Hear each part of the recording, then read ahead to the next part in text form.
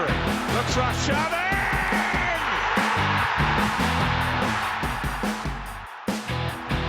Gabriel Martinelli jusqu'au bout. Il a fait l'exploit de Gabriel Martinelli. Hello and welcome to another episode of the King English podcast with me, Omar Bashir and Ahmad Banafa Ahmad. Very, very good evening to you. Very good evening to you too, Omar. How have you been doing? I have been great. I've been really, really great. I'm sitting here, I'm having a donut. Life's good. Life's really good. We beat Tottenham. So, I mean, there's really not much you can ask for. We beat the shit stains, Spurs over the weekend. What do we think of Tottenham? Well, the answer is very simple, and that's shit. What do you think of shit? Yes, indeed. Tottenham. That's all right. Anyway, I'd like to begin. I mean, we've started with jokes, but I'd like to begin with a very, very serious quote here from a very important person in football. If you'll allow me to do so. Yeah, sure. He says, let's do it. It is the history of the Tottenham. They always create many chances to score. So much. But at the end, they always miss something to, and I want to put this in capital letters, arrive. He then finishes by saying, Love to hear it. He then finishes by saying, we believe in the history. And I think this is a very beautiful quote, and it should be, chiseled on a wall somewhere. It's very, very important. It should be remembered for posterity, I think. Yes. Yeah, definitely. I mean, that's a beautiful, beautiful quote, and it fits so well, especially that last part, we believe in the history. Yes, Because if you will allow me, we had these statistics that said Spurs against Arsenal, whenever they take the lead, they've dropped 45 points against us after having taken the lead. So Oh yeah, I remember that. Also, they've won, I don't know, since the Premier League began, they've only won 2 games. at the Emirates, One at the our home Emirates ground. and one at Highbury. So yeah, well, We believe in the history. we believe in the history. We definitely believe in the history. And well, I don't know. Let's begin with team news. The interesting one, of course, was the emission of Aubameyang. Do you want to get into it, or do you just want to talk about the lineup in general? Let's not, because I believe there's much ado about nothing with that situation. I mean, if we just maybe mention it in passing, he's the captain. He was late. It's not the first infraction. He needs to set an example, and I believe Arteta made the right call by putting the whole team first as opposed to one player, and he got dropped to the bench. And in retrospect, after the win, you don't really have to get into it that much, that we missed him and everything.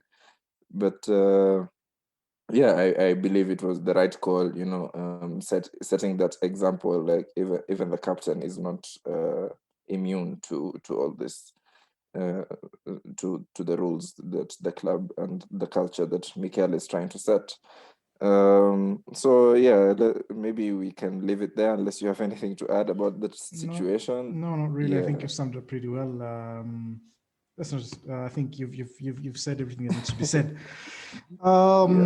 Actually, when the lineup came out and I saw Lacazette starting, and I said, "Oh, okay." I sort of agreed with it in the sense that Aubameyang doesn't really do well with low blocks and with overly physical players, which Tottenham defenders are in Alderweireld and Sanchez. So I felt that, okay, this is maybe a tactical move. But then, of course, whatever came out. So I actually agreed with the Lacazette starting. Interesting again, Cedric starting ahead of Bellerin. I thought Bellerin had a very good game against Olympiacos. So it was interesting to see that Cedric came in. Probably made sense because of the threat that Tottenham have on the break with Son. I think Son plays on that side. Yeah, he does. So I felt Yes. that it was important, I think, Cedric, for the defensive stability of the team, for him to be. I thought that was a very interesting selection. I Yeah. think all through it sort of made sense. Yeah, the Cedric thing, I agree. Like, okay, Bellerin was good and has been developing throughout the season, but maybe it was just a mentality thing or a tactical thing because the previous game against these guys, Bellerin was kind of outplayed by the likes of Son on that right wing. So maybe Arteta just thought about making a change just to as you said, bring about the stability of the team, maybe give something different because we know Cedric does offer a bit more experience and a bit more structure to that back line. The rest of the team, I think it was in order. Interesting to see Smith Rowe coming right after his injury. He played in the final embers of the Olympiacos game, but now coming straight into the starting 11 against such a game in such a His game first North against London derby as Spurs. well. Yes, so really good seeing him start, and I think it shows the manager's trust in him that what kind of player he is, and he showed that throughout the game. So that was a very good lineup in general, I believe. Yeah, it really was. I felt the same. I didn't bother to look at the Tottenham lineup, and if you ask me right now, it's probably Kant in goal, Kant at right back, Kant at centre back, and so on and so forth. So it doesn't really matter. Um, so the game starts. We start really, really well. I'm just trying to Yes, look at the highlights.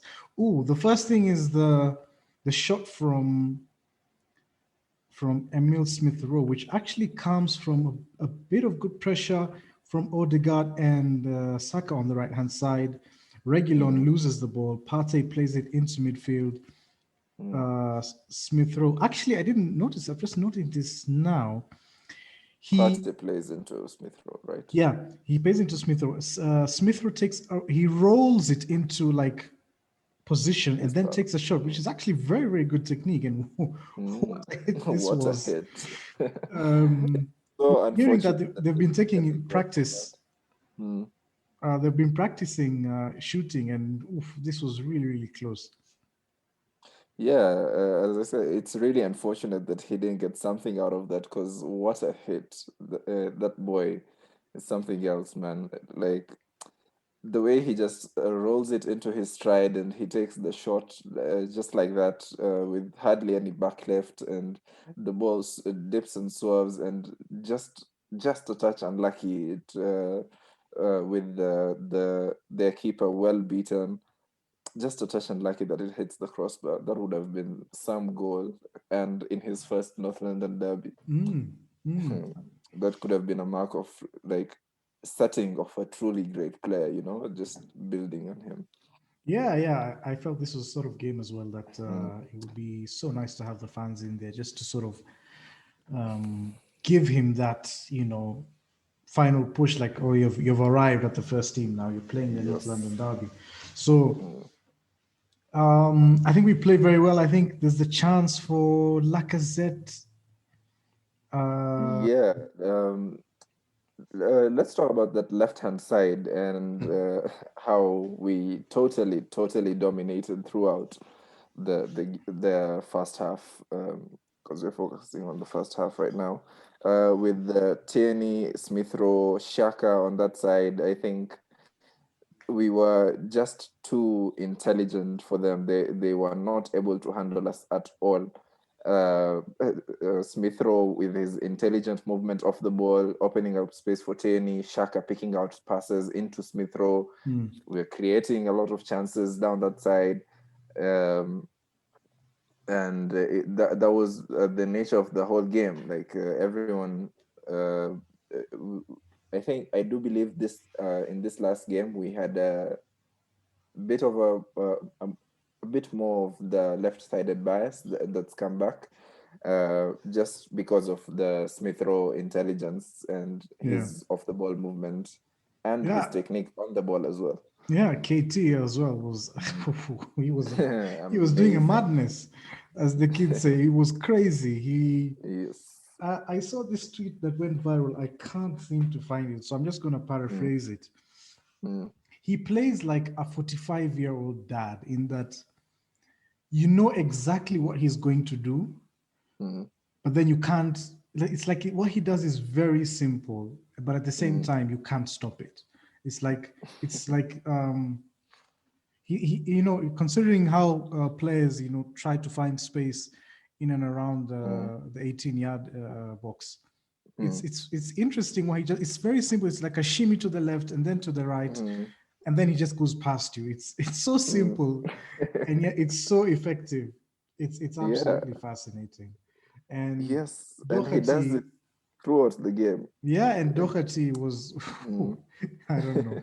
I don't know where he Lifelong was. Arsenal fan, that You is. know what? You know what? I'm going Uh, to go on a limb here and say that he is our secret agent yes. at the club. I do think so because the way he was being passed, like it's like he was non-existent. Yes. He was being dragged on the side by on one side by Smith Rowe, then that opens up space for KT to go through, or he's dragged by KT and then Smith Rowe just goes like he could not cope at all. At all. That whole left wing with I think as well, Gareth. Bale didn't help Yeah, him. Bale didn't help him. he did nothing. Uh, Hoiberg sort of was like the Mm, one, okay, I'm going to try and help. And mm, inadvertently, that created space in the middle of park. That's why, like, the balls were coming in so mm, easily because there was nobody to block them off. mm, And it was just like, and it kept happening throughout the game. So I don't know why they didn't try to stop it. Maybe when they mhm. subbed off Bale, they did try to address it in the end, but Yeah, it was evident first 10, 15 minutes in the game. yeah, definitely. Then, of course, I think I don't remember exactly, but I think at some point then Son goes off injured, Hmm. and on comes the prick, Which one? There's so and many. well, Lamella comes on for Son, Oh, and yeah, him. at that point in time, still nothing going for them.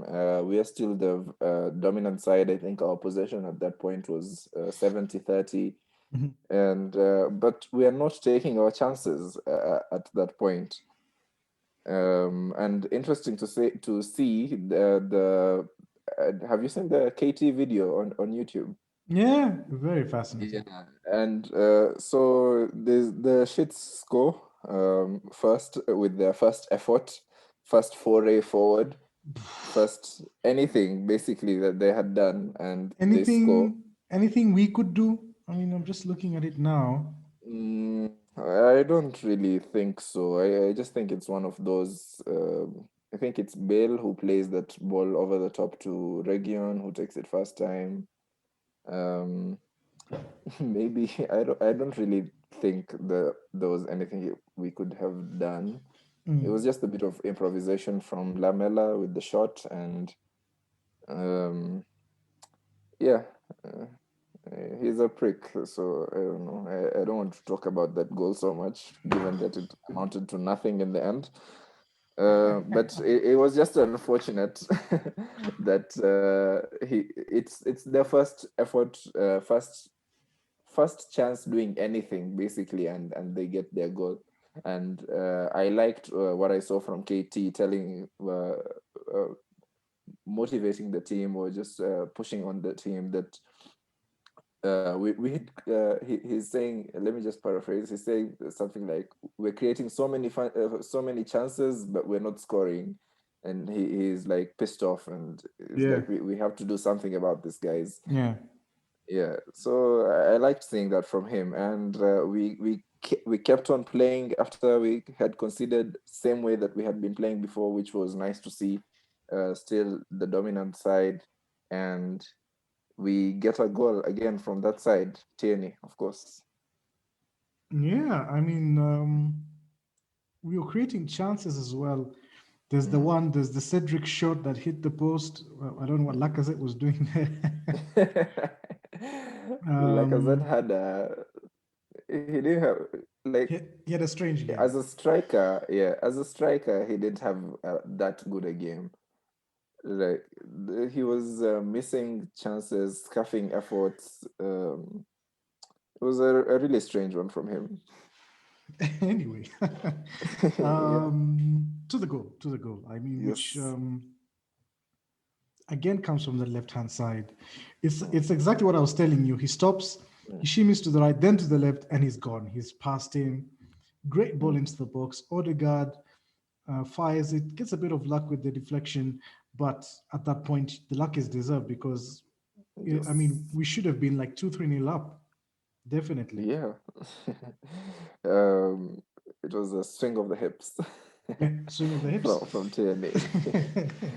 Yeah. It was a good goal, and second goal for Odegaard this week. His first goal in the Premier Yeah. League in the North He's London. had a really good week, Mm, Martin. He gets the first goal, of course, against Olympiacos, which was some hit. And then here, as you said, it was a bit fortunate, but well-deserved fortune. So we'll take it any day of the week, and he will take it definitely. And he was also named Norway's captain. So yeah, he was. really, So really good week good for way for him. him. Mm. Yeah, stay at Arsenal. Things might Really, just improve.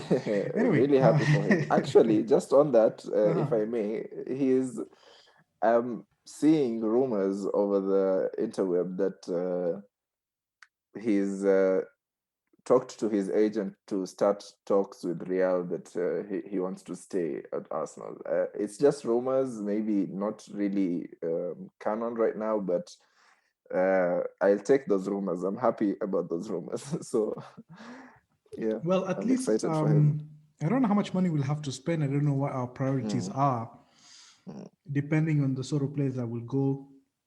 There are lots of players who are on 2 years or on 1 year, so there's going to be like a lot of movement that we're Yeah. expecting over the summer. Mm. So it depends. Maybe if it's someone that we can sign, fine. If not, I don't know. Maybe we get him on another loan, and that wouldn't be Yeah, so bad maybe. for Could him. be. Wouldn't be so bad Mm, for us. Wouldn't be so bad for Real mm. Madrid. But what we can say is a very good player, and he's certainly a player that Mikel Arteta fancies. Yes, indeed. So yeah, the goal came just before halftime, and we go into the halftime 1-0, which was, I believe it was undeserved. We deserved to be in the lead. Tottenham definitely did not deserve their goal. Uh, but it was what it was at that point, and we go into halftime 1-0. Yeah, I think also just what annoyed me a lot, especially during the Mm, halftime analysis. I mean, they were mm, focusing on that goal from Tottenham more than focusing mm, on they've really been actually quite poor throughout the whole mm. game. And I felt Yes. that it could have been an opportunity to really talk about the actual game than the goal. I mean, they spent like 5 minutes talking about the goal, and they just touch on the game. Oh, Arsenal played well, okay. But It rather than was talking really about game state, strange. it Yeah. was it was annoying. It was annoying more than anything. They do that, these guys. You see, we know that these guys are like the media darlings, and everything they do, they can't do any wrong, these guys. So it's really frustrating here. So actually, I didn't pay much attention to them. I just, yeah, you're right. It was really annoying seeing the goal on repeat the whole time.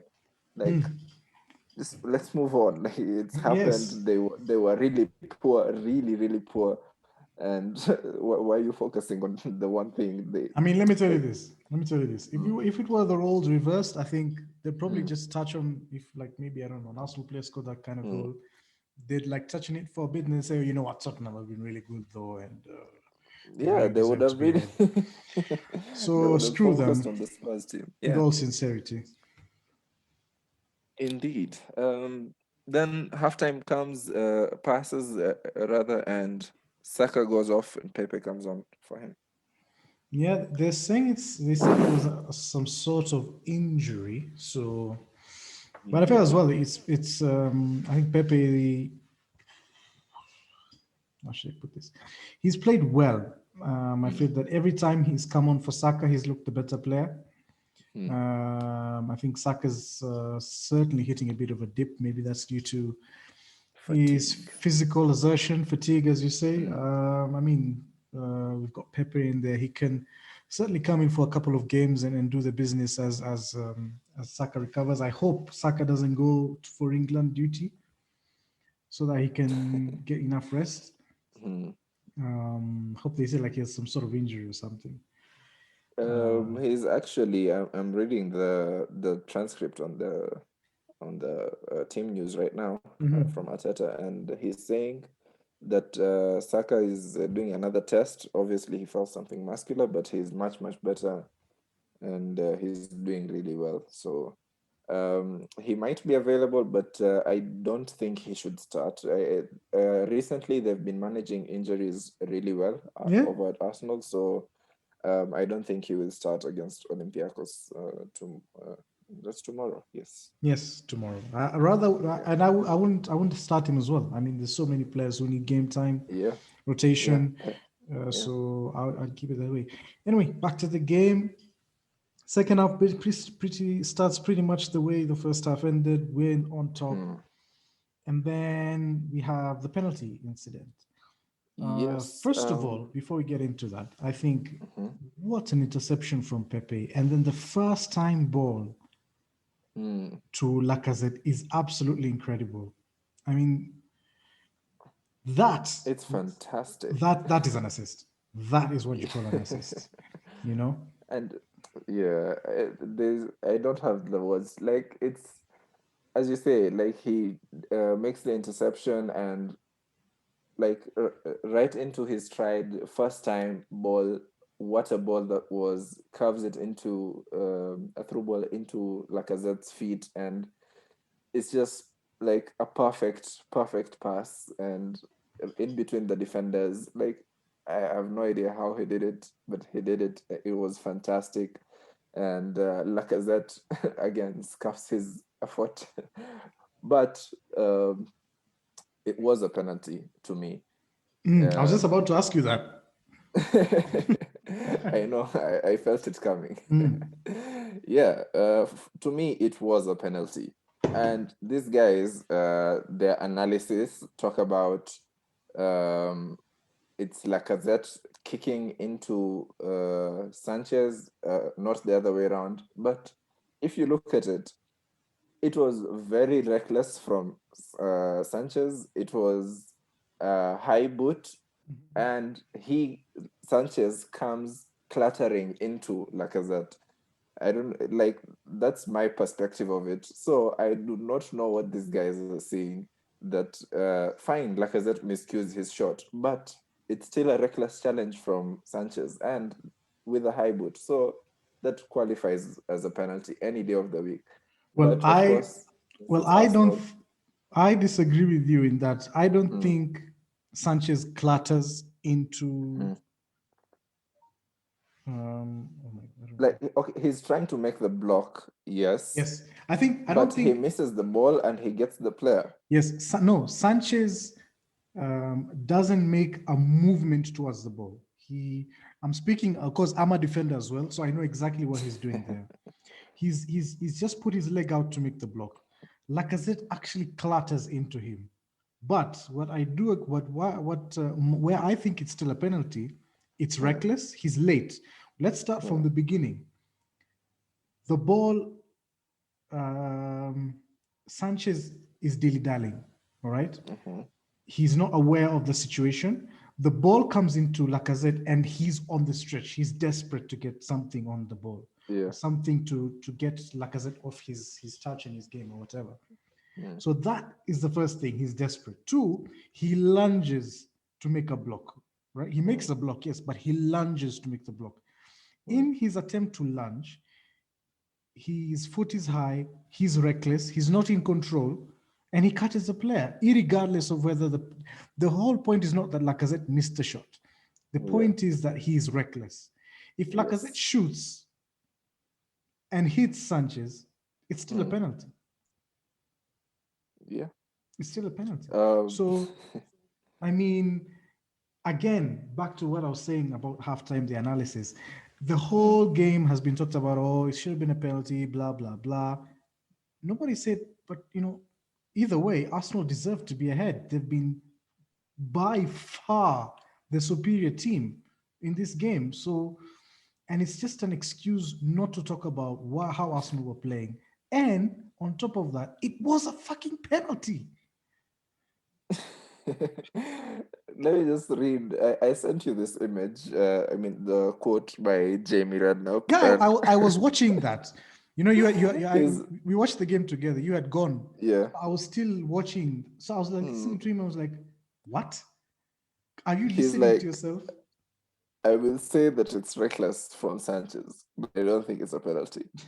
And he's saying purely reckless and out of control in the tackle. Sanchez catches him knee high, but I don't think it's a penalty. So, what are you trying to say? He misses the ball and goes clattering into Lacazette a little bit, but I don't think it warrants a penalty. So, what does what warrants a penalty?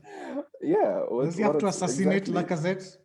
Exactly. It's so he's saying it's a foul, but it's not a foul. So what exactly are you saying? I don't know. I think it's just I heard as well. I didn't watch it, but Jermaine Janus was also livid about it. So I was happy about that. Screw those guys. Yeah, I mean, I wouldn't really want to bother with people like Jermaine Janus. I mean,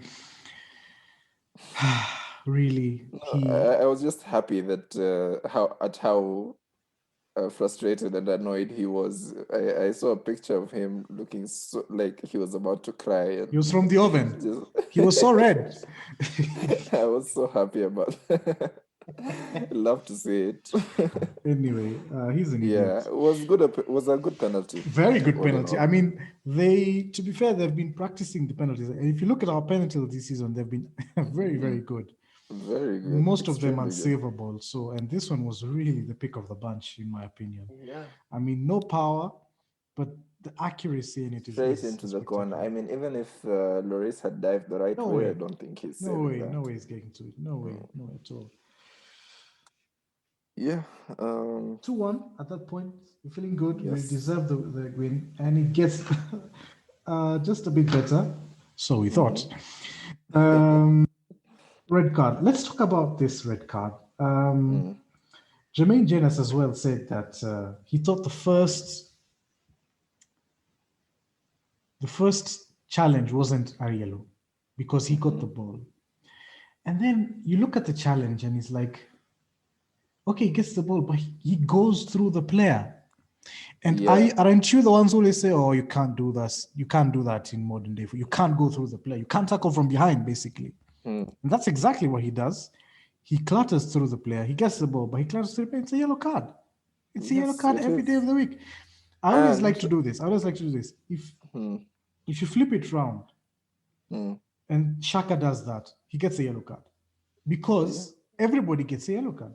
Same way, if Luis does that on Kane in terms of the penalty, it's given as a penalty because it's a penalty. It is a penalty. I mean, first yellow is a yellow. It's actually quite reckless. He should have probably gotten sent off earlier. Yes, he should have. That's what I was about to say, actually, that this was maybe his first yellow was probably like his fifth foul, and he should have gotten a yellow. There's one that's just coming to mind. The one that they had a corner or something, and then Saka was, not Saka, who was it? I can't remember who it was, but he was running away with the ball on the left wing. I think it was Smith Rowe. And he just hauled him down. And that's a yellow card every day of the week. Yes, yeah, he makes a rugby tackle on Smith Rowe. I mean, I do remember that. He was anyway. He got what he deserved. Second yellow, the yellow card at that point, it's stupid, but he's stupid. Tottenham is stupid, and he gets sent off. Yeah, and at that point, I thought, here we go. We've been dominating, and we've been playing a really, really good game, How and foolish you are! we are we are a man. We have a man advantage right now. We are going to win this comfortably. As you say, how foolish I was. At that point, also William comes on, right? Yeah, he comes on. To be fair, he was scheduled to come on before the red card. Mm. So maybe they had planned to rest Smith Rowe. Maybe he's going to play in Olympiacos. Maybe Ordegard will get a rest. I don't know. But he rests. He gets sent off. Lamela the cunt. And at that point, you're thinking, okay, this is looking good. We're leading. We're playing well. We have played well. They've not had anything to do at the moment. And then panic up to that stations. point, I think their only effort was the goal that they scored. Yes, that Up is until that. correct. Yeah. And then pandemonium begins. I mean, I think it's like a contract. Arsenal have to bring drama in every game. There has to be that little bit of anxiety that, like every drama show, like there has to be something like, oh my God, what's going to happen, And I feel like that's what happens. Every game there's like, oh no, like at this point you're thinking, oh, it's fine. And then it's not fine. And it was quite shocking. I think Partey had a bit of a shocker. I mean, a lot of people have been trying to defend him by saying, no, he's tired. Maybe he is, but I mean, his mistakes were really, really academical. I'm very critical of his performance in the last 10 minutes. His passing was off. His awareness about runners in behind him was quite poor. I think his drop off, his drop off was quite significant in the middle of the park. Gabriel and David Luiz dropped deeper and deeper because that's what David Luiz does when he's under pressure. And I think as well, Lucas Moura remembered that he was a footballer and decided to start playing football. I think he was the key instigator for the attack. He had a really decent last 10 minutes or so for Tottenham, and sort of was the instigator to whatever it is that they tried to do. They had a goal disallowed correctly for offside. And then at that point, I was like, I don't know. It was when you look at the game in whole, those last 10-15 minutes were really, really strange because maybe it was tired legs because you mentioned Partey in particular, but it was KT as well made some poor passes towards the end. Gabriel just started hoofing the ball upfield. As well, I mean, what's up with that? We have a man advantage. Yeah, so I don't really understand it. I don't understand. There's no way I can look at it and explain that whatever they were trying to do. You can have tired legs, but just keep playing the way you are playing. Like, just make a pass, calm down, relax. You have the man advantage.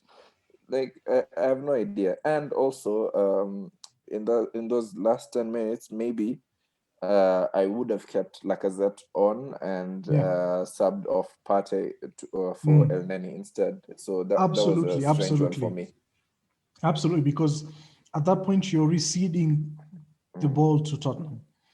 Because at that point they don't have anything to worry about at the back because everybody's defending, so they just keep on actually piling more pressure on you. So that was a strange one from Arteta.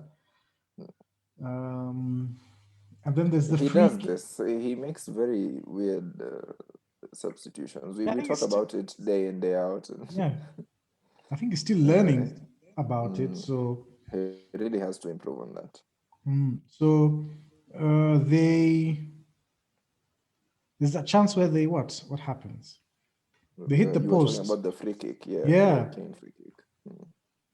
And then what was funny is that, oh, this is Kane territory. Oh, when has Kane ever scored a free kick from that position? I have no idea. When? Please tell me.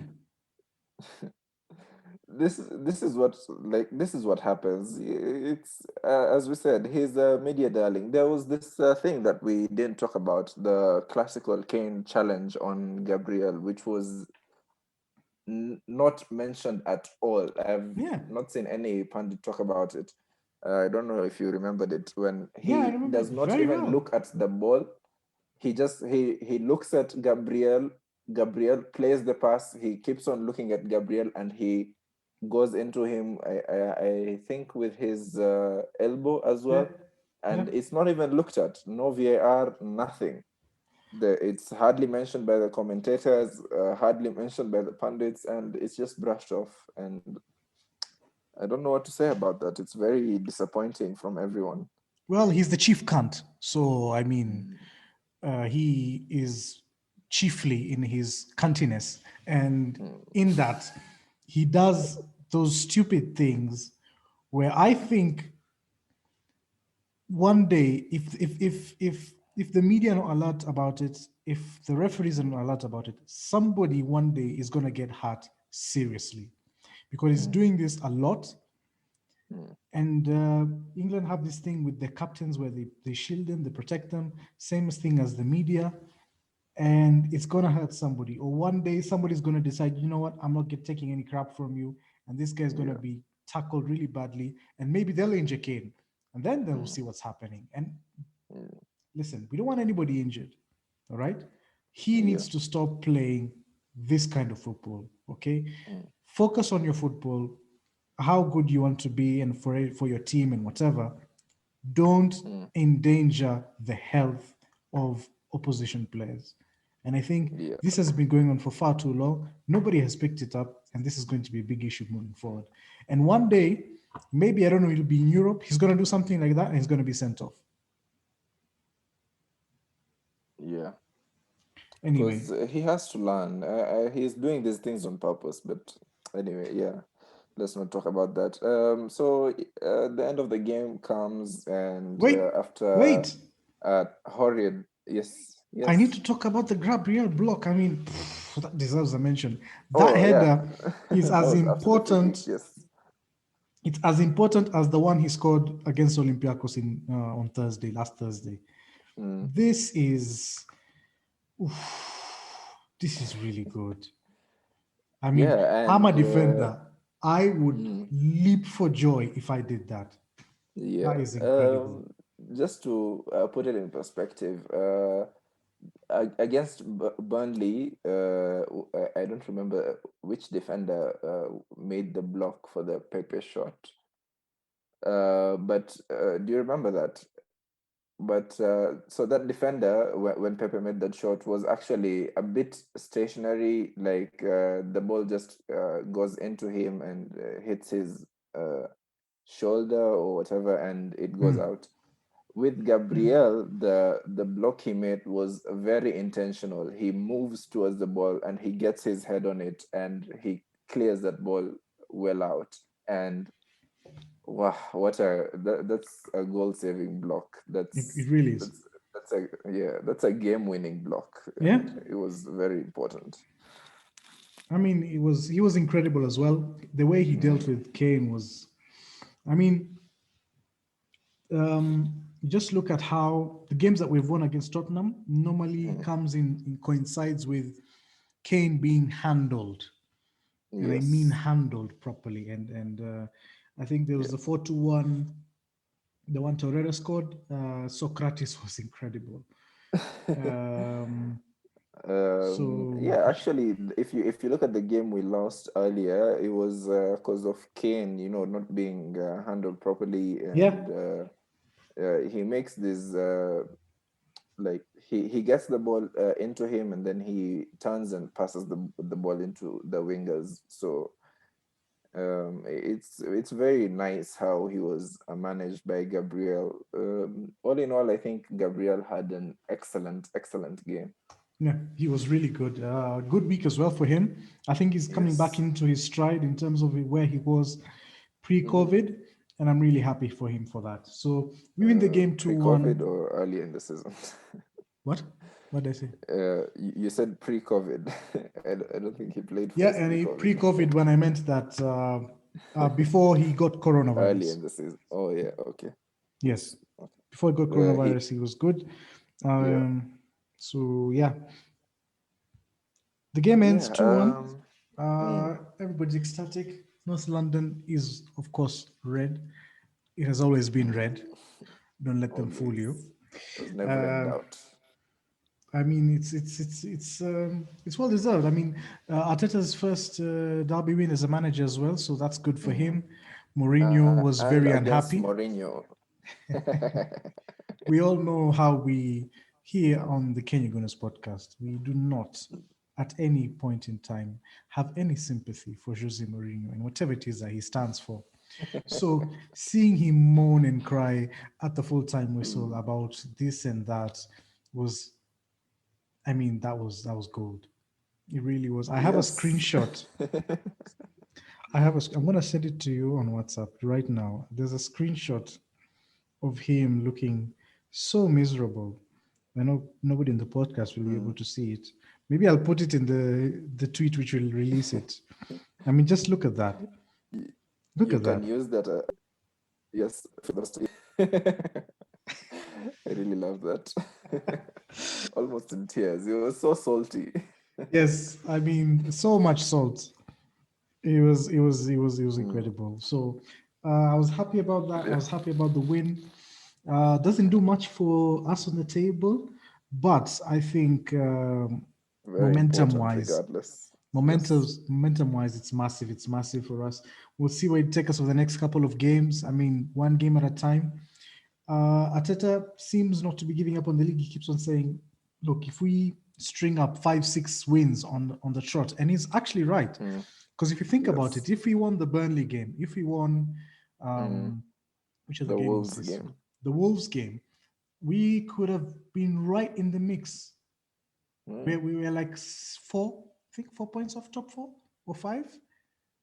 Yeah, it's actually very tight. Let me Yeah, just have a look. Yeah, West Ham fifth, and they are 7 points ahead. Liverpool sixth, and they are 5 points ahead. And we are playing those two next. West Ham first and Liverpool next. And if I do think maybe right now our team is better suited for these games. And I do think we can get something off of it, even if we get a draw of Liverpool, maybe win against West Ham. That's gonna be massive. I Going think we need to forward. win both. I think because the gap is really, I think it's what, 10 points to top 4 right now? Yeah, Yeah, but we need to win them. if you look at our running, we don't actually have to win against Liverpool. I think a draw. Yes, I would prefer us winning, but I don't think a win against Liverpool would be that important, considering I our mean, running is against when I six say, of the bottom 6 sides, of the bottom 8, bottom 10 sides. I don't know, or something like that. So. yeah, I mean, but that time they'll be fighting for survival. I mean, you know what happened last season with Aston Villa? They beat us.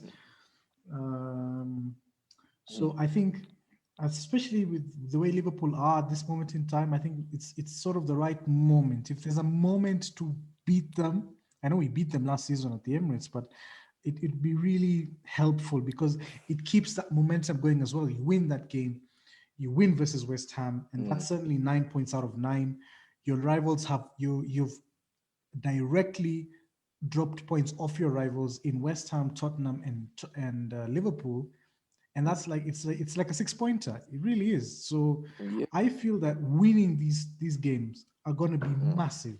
If we win versus West Ham and Liverpool, then top 4 is definitely in the conversation. If we don't win those two, it becomes a maybe situation. and I think we'd all prefer to win the game. So I don't know. We've been going on for quite a while for part one. So do you want us to end there before we get to the questions?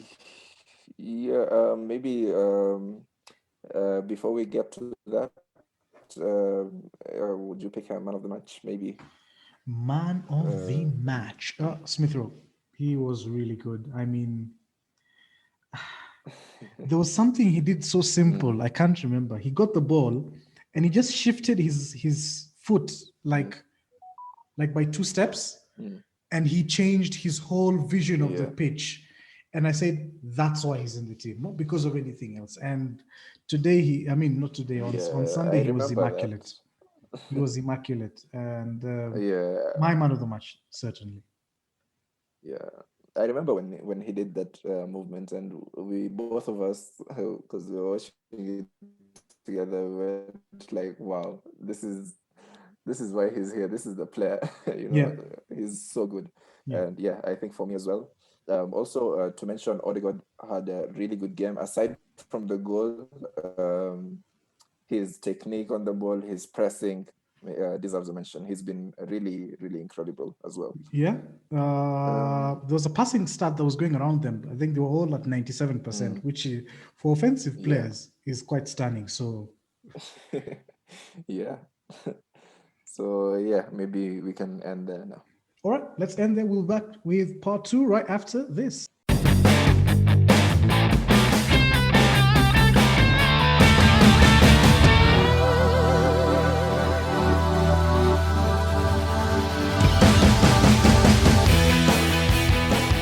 Welcome back to part 2 of the King Goodness podcast. You can follow us on our various social media sites on Instagram, Facebook, YouTube, and Twitter. Also follow us on Spotify and Apple Podcasts. Ahmed, part 2. I would like to start a question. We've got questions from our listeners. We really thank you for that, by the way. I have one. Sorry. It's not very serious. I don't know why people think we are FPL experts, where we've been. I think we're probably one of the worst FPL players of all time.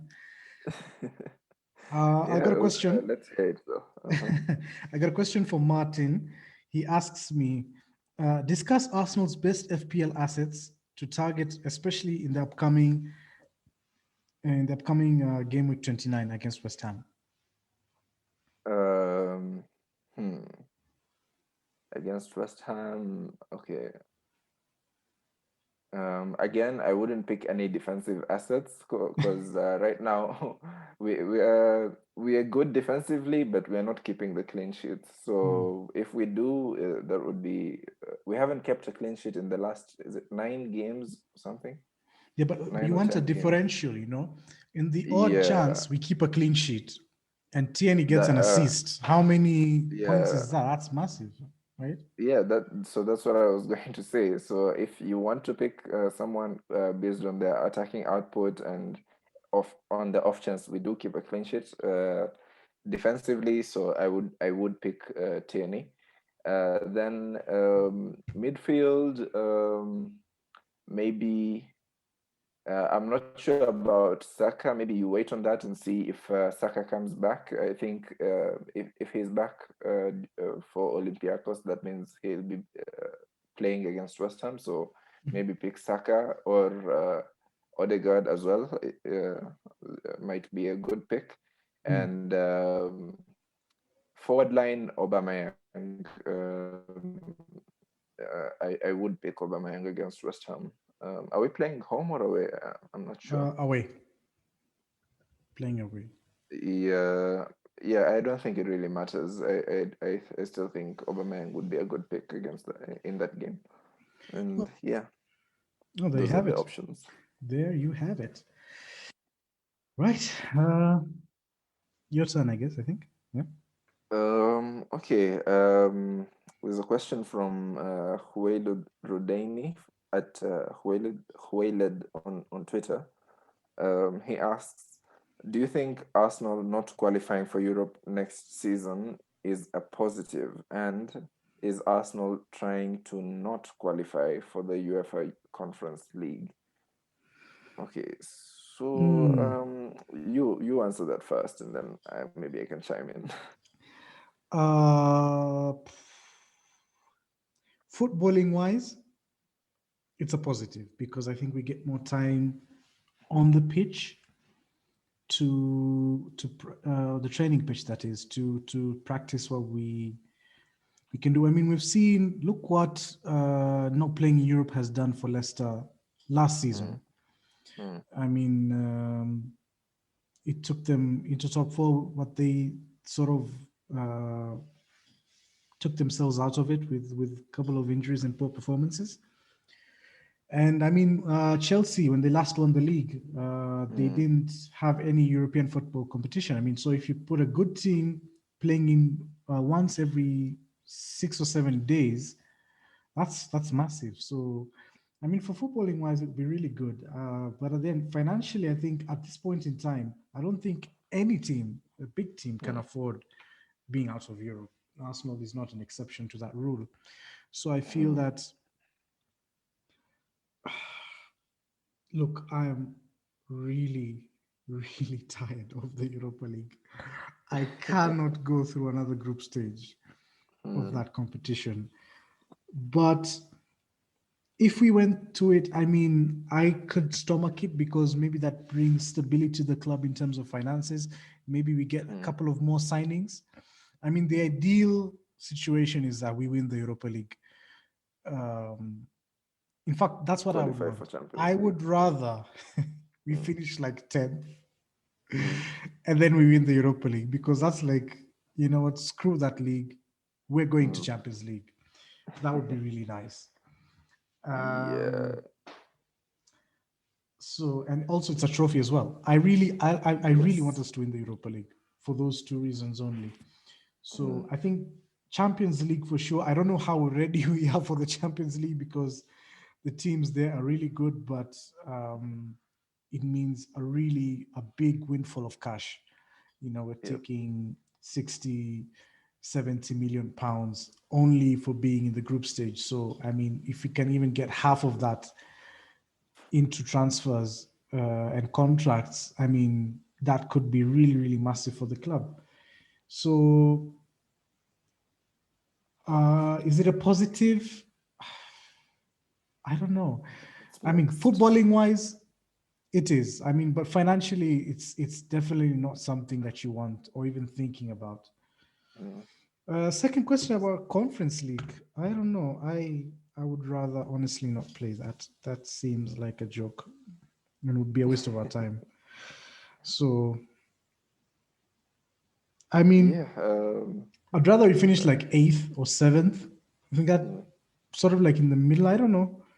I don't want us to play in the Conference League for sure, whatever that competition is. Yeah, it's a strange one, really. I actually hadn't heard of this until I read the question and I had to read up on it. So it's it just goes to show you how insignificant and it is. So yeah, with the rest of the stuff about qualifying, I would tend to agree with you.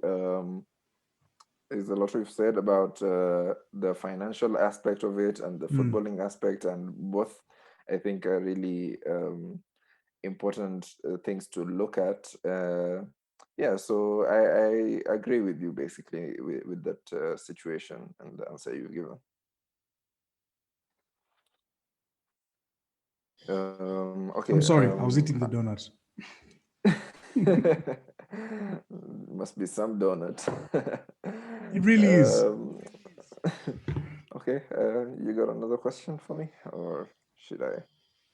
Let me ask you this question. I think then we can move on to Olympiacos, which is actually a game tomorrow. It's from Twitter. It's a chick boy at Ahmad00. He says, Nimeona Emirates Stadium episode 1 behind the eyes. I think that's a series. I have no idea. I've not seen it. I'm sorry, Ahmad. We don't have your taste, but I'm sure it's good. Anyway, he asks, do you think Arteta is justified for his treatment of Martinelli, i.e. not giving him minutes, and could be another Saliba situation? Okay. with Martinelli, I do not think it's another Saliba situation. I think uh, there is a way that we are right now and how we are playing and the system, and I think how Mikel sees Martinelli is as a central striker, and the way we are playing right now, I think Aubameyang takes precedence. Of course, he's our captain, he's our leading scorer, and he's our experienced player. I do not think, and after Aubameyang, of course, there's Lacazette in the number 9 slot. So um, I think it's just a matter of being behind the pecking order. Maybe uh, um I think he will come good. There was a picture I think I saw going around on Reddit that Martinelli is being trained as a striker, as a central He striker. released So some yeah, videos on his IG story that he was practicing as a striker. So yeah, yeah, and that's actually where I see him play, and I don't think he currently fits in the same team as Aubameyang because they kind of occupy the same spaces. We've seen that when they play together, and I think whenever Martinelli has performed well, it's when Aubameyang has not been in the team. Uh, so they kind of similar players. Martinelli, of course, being the younger one. So um, yeah, I think there's some patience required on the Martinelli front. Of course, we would all like to see him, but at the stage of the season, maybe uh, in Europa League, where he would obviously have been featuring, um, maybe, of course, Aubameyang or Lacazette would start over him, but. Um, he's a really good player, and I still think we might see some more of him towards the end of the season. yeah, yeah. Do you Um, think he plays or plays at least some part on Thursday tomorrow?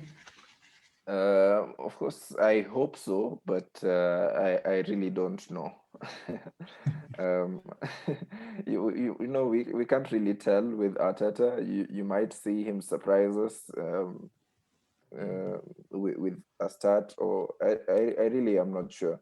But we are comfortable enough with the 3-1 win, 3 goal away from home. So maybe we're comfortable enough to start Martinelli and rest the other players. But of course, Aubameyang was rested over the weekend, so I don't think we Martin. never I know. don't think. I don't think he starts. I think if he makes the bench, and we're probably like 2-0 up or 3-0 up, I think he comes on. Mm, I think we'll see more likely we'll see the likes of Willian, probably see Pepe start. We might see a change at the back. Bellerin will come into the team, but it will be a really strong team. yeah, I think he comes back to the bench, Martinelli, and if we're like 2-0 up, maybe with half an hour to go, maybe he'll give him a run around for Bameyang. I yeah, don't know. I really hope so. I really want to see him play. yeah. Speaking of Olympiacos, we play them Mhm. tomorrow after Yes, we do. a 3-1 victory away from home in Mm. Athens. 2-goal advantage, 3 away goals. Seems decent enough, but this is Arsenal. It's not enough. And we probably have a bit of nervousness. Mm, But I think overall we should go through. I think based on how well we've been playing at least.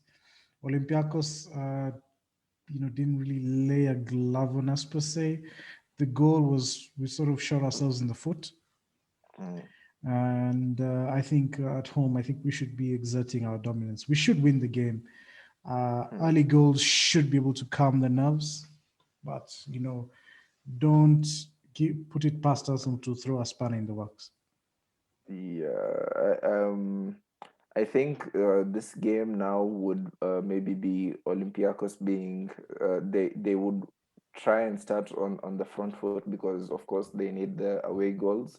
So defensively, I think maybe we'll see Pablo Mari maybe and Holding. I'm not sure. Hmm. Just to give Luis and Gabriel, they've been playing together a lot recently. Even the last midweek game they played. Yeah. So. Yeah, or maybe they still start against Olympiacos. Yeah, I I'm mean, not really sure. speaking on the resting thing, I was just Mm, reading the transcript. mm. Um, Allow me to get it. The exact quote that he was talking about.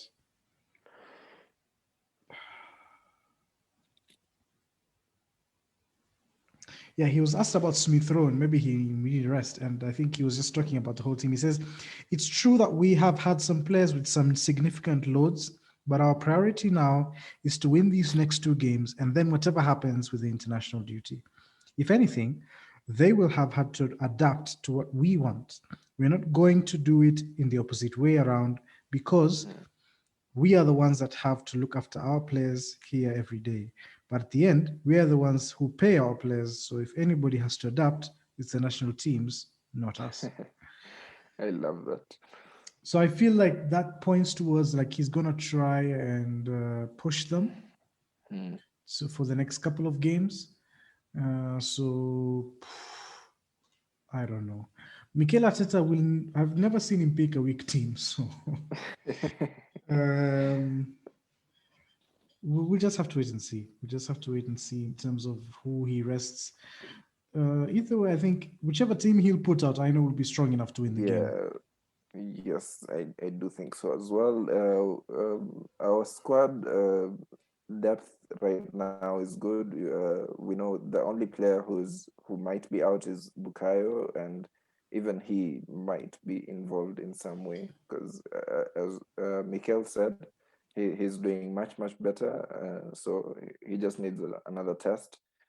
I don't think he will start. I don't think he can start, but maybe he might be involved. And otherwise, aside from that, it's a clean bill of health. And yeah, there's enough depth to rotate. And whoever plays, I still think there's a really good chance that we come out on top. Well, he is hoping. Don't count out the drama. Yeah, yeah, with Arsenal, you can't count that out at all. Yeah, we're Arsenal Drama Club, not football club. Yeah, anything else from tomorrow that you would like to see, maybe, or that you would Um, prefer? I'd like to see a bit more of Martinelli. I think Mm, that's the big thing that I want. If I got some Martinelli, mm. I would really like that. So, Mikel Arteta, please play Martinelli. Okay. I really don't think there's much else to be said about that. We know Aubameyang is back in the team. Arteta was asked about it. Of course, the media is trying to make a big deal out of it, but he brushes it off, saying everything was resolved in a really positive way. Yeah, So we move forward. So yeah, I think everything is looking good right now. With regards to the lineup, as we mentioned, we'll see what tomorrow brings. Yeah, don't think there's much else to be said. We have a 2-goal advantage, 3 goals away from home. Has to be some monumental collapse from us um, to lose this one. So yeah, it's all positive right now. yeah. This moment in time, I mean, we should be able to get through. Yes. Anyway, I think we should just end it there. We should end it there. It's been a good podcast. It was a good week. Olympiacos 3-1, of course, beating the scum Mm. was really nice. And again, I think I would just like to end by saying that we believe in the history. Yes, we do. Anyway, guys, I hope you've had fun listening to the podcast. Let's try and get it out, I think, tonight before at least people have time to listen to it before the game.